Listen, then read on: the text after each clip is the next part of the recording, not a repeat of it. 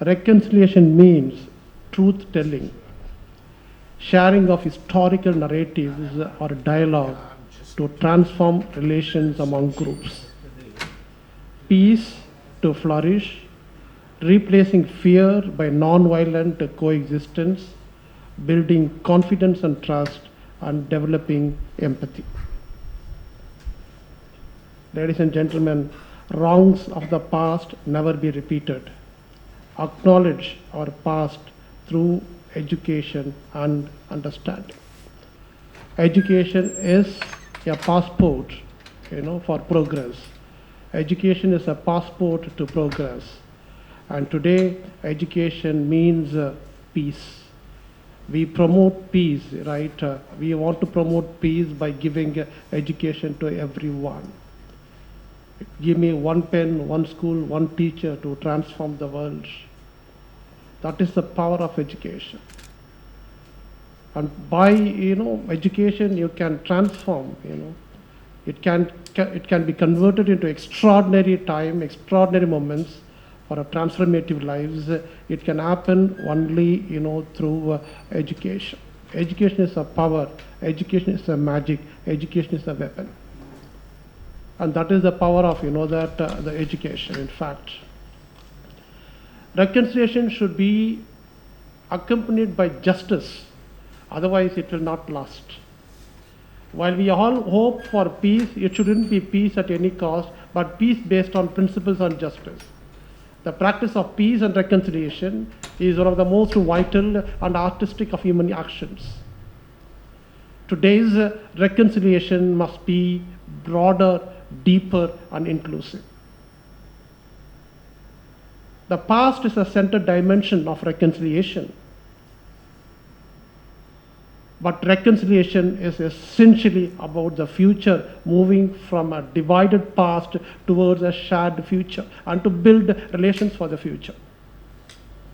To provide intellectual structure, and for the nonviolent approaches to personal, national, and global conflicts. Peace, development, and the fulfillment of humanitarian needs cannot be achieved without one another. Amidst today's ongoing multidimensional conflicts and crises, progress on human development has reversed. The number of people living in conflict-affected contexts has increased, and humanitarian needs are growing. With the vast majority of humanitarian needs nowadays emanating from conflicts and countries affected by fragility, lagging furthest behind on the path towards sustainable and inclusive development, there is a growing international consensus about the need to anchor humanitarian and development efforts in the pursuit of peace. Meanwhile, the human rights dimension is also integral to addressing humanitarian needs and advancing developments and peace.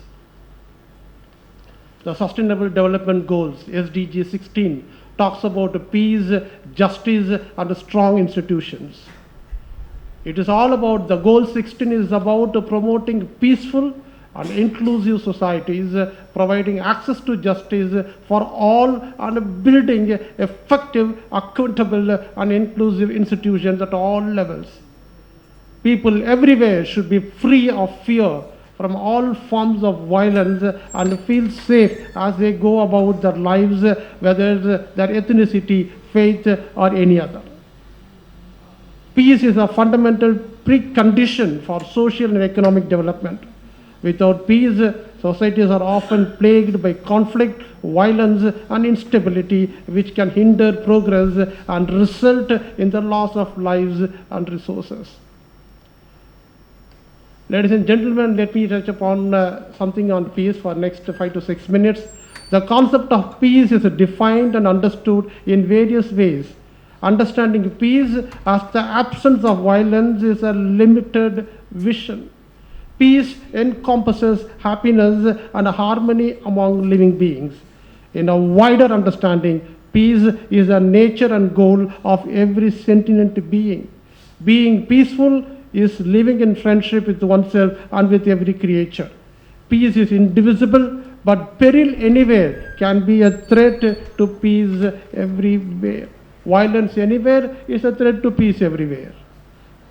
And in fact, that let me touch upon Buddhism here and there. Buddhism envisions peace as the inner state of mental tranquility that spreads outward. Attaining a state of inner peace could be an inspiration to all. Inner peace by the practice of meditation, which inspired to work for world peace. In most of his teachings, Buddha has emphasized that the practice of meditation, which according to him, that will give you a lasting peace and tranquility. Buddha, there is no path to happiness, but happiness is the only path. There is no way to peace, but peace is the only way. Peacemaking, peacekeeping, peace building is not so easy. Buddha, with great compassion for the world, required his followers to practice the four boundless states: apamana, loving kindness; metta, compassion; karuna, sympathetic joy; mudita, equanimity; upeka.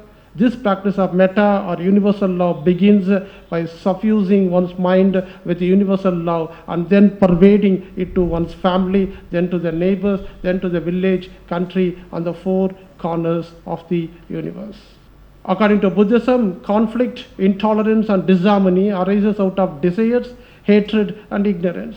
To develop confidence, tolerance, and harmony, it is extremely important to cultivate common values of universal ethics. Therefore, the promotion of education, dialogue, and social and economic development would lead to the sustainable development of peace in the world. Buddha welcomed teachers of other religions. He never attempted to convert anyone or urged anyone to change their beliefs, traditions, or teachers. In this regards, he, in fact, that exchanged a lot of views concerning about spiritual practices of liberation. Thousands of candles can be lighted from a single candle, and the life of the candle will not be shortened. Happiness never decreases by being shared. It is important to note that the Buddha struggled to establish a society where all human beings could live with dignity irrespective of their birth, caste, class, and religion. Buddha repeatedly stood against unequal treatment of any human being. He wanted a society free from violence, discrimination of ethnicity, religious and professional opportunity. His vision for society existed in the 6th century BCE is still valid to our modern society in the modern world, whether deliberately or unknowingly. The United Nations is forging with its noble mission to work for the betterment of humanity with the same theme and same solutions that the compassionate Buddha thought out during his time 2,500 years ago. So we need to work together to find lasting solutions to conflict and insecurity. Strengthening the rule of law and promoting human rights is key to this process and is reducing the flow of illicit arms, combating corruption, and ensuring inclusive purification at all times. With a few words, I thank you, Swamiji, for giving this opportunity, and let peace prevail everywhere. Jai Hind.